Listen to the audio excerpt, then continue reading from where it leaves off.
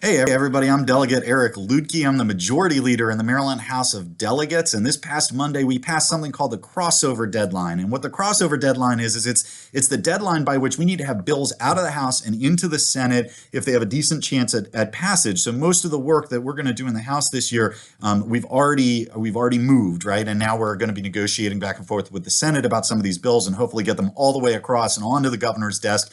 And man, oh man, we did a lot of work thanks to the input of the public and their participation and the hard work of our staff and of our members. This has been a banner year in getting major legislation done. And I wanted to talk to you about some of the things that we've gotten done. And I'm going to borrow a page from the Prime Minister of New Zealand, Jacinda Ardern, who early in her administration did a challenge on the internet to see if she could list, I think in 60 seconds or less, everything they'd done in the first 100 days. I'm going to aim for 90 seconds because this list is so long. So let's see how I do listing all of the great things the House of Delegates has done over the last few weeks. Ready, set, go. We provided emergency relief for Maryland families and small businesses that included sending direct stimulus payments to hundreds of thousands of low-income Marylanders, increased the earned income tax credit, which is our most effective anti-poverty program, to the highest level in America, and expanded that credit to cover our immigrant neighbors as well. We created a Maryland child tax credit for the first time, exempted unemployment benefits from taxes for 2 years, gave small businesses an extra year to catch up on their unemployment insurance taxes, and allowed them to keep up to $9,000 of the sales taxes they collect to help them through the pandemic.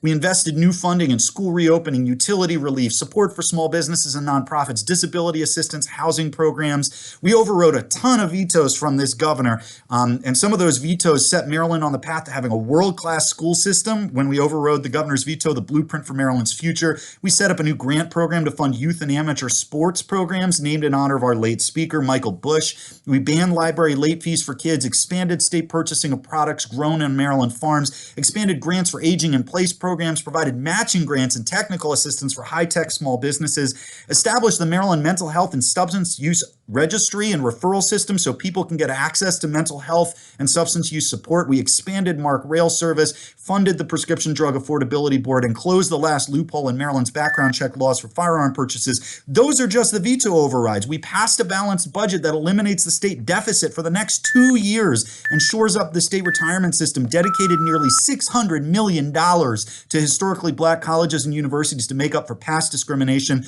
reformed the Maryland Environmental Service to prevent another corruption scandal like the one that brought down the governor's former chief of staff. We passed comprehensive policing reform that included repealing and replacing the Law Enforcement Officers' Bill of Rights, strengthened the process for civilian complaints about police misconduct, created civilian police accountability boards in every county in Maryland, placed new limits on police use and force, mandated body cameras for every officer, made records of police misconduct more transparent, and limited no-knock warrants. We took politics out of the parole process, made sure wrongly convicted Marylanders get reasonable compensation, banned law enforcement officers from having sexual relationships with a person involved in a case they're working on, and we banned for-profit immigration prisons in Maryland. We reformed education programs in our juvenile services facility. We protected student free speech and protest rights, and we made clear that school resource officers aren't supposed to be doing day-to-day discipline in our schools. In terms of voting, we expanded early voting sites, allowed people to permanently sign up for mail-in ballots, made ballot drop boxes permanent, and expanded opportunities for college students and military service members serving overseas to participate in elections. In terms of taxes, we expanded tax credits for living organ donors, for disabled veterans, and for diaper banks. We created a new whistleblower reward program to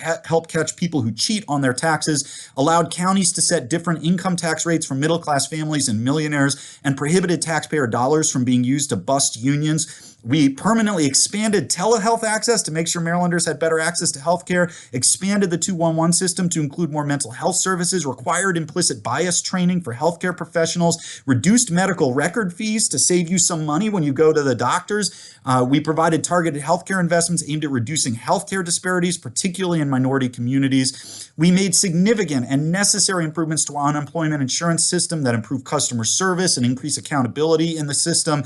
And in order to help our small restaurants and breweries and wineries, we allowed them to continue carry out orders of mixed drinks and direct delivery of beer and wine to people's homes.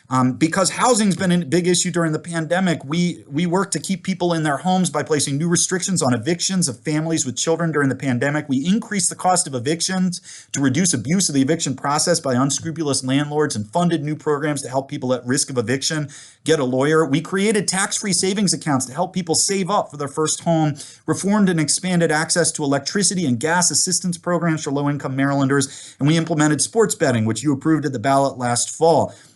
Because this is Maryland and we care about the environment, we passed a ton of environmental legislation. We stopped subsidizing paper mill byproducts as if they were renewable energy. We created a pilot program to buy fully electric school buses for our school systems. We banned single-use plastic bags, expanded tax credits and incentives for purchasing electric vehicles, required the administration to follow through on the promises they've made regarding the I-270 and I-495 project, and put more funding into clean water projects that reduce agricultural runoff and fund reforestation. We made Juneteenth a state holiday. We repealed the pro-Confederate state song that we've had in this state for far too long, pushed for more diversity on corporate boards, and provided new pre-seed capital for minority entrepreneurs. And man, I went way over 90 seconds. So I'm sorry that went over, but we did a lot of great work. Keep tuning in to see how we do with the rest of the session and what we can negotiate with the Senate and get on the governor's desk. I appreciate all of the input and support from the public as we've been doing this work. Have a great day.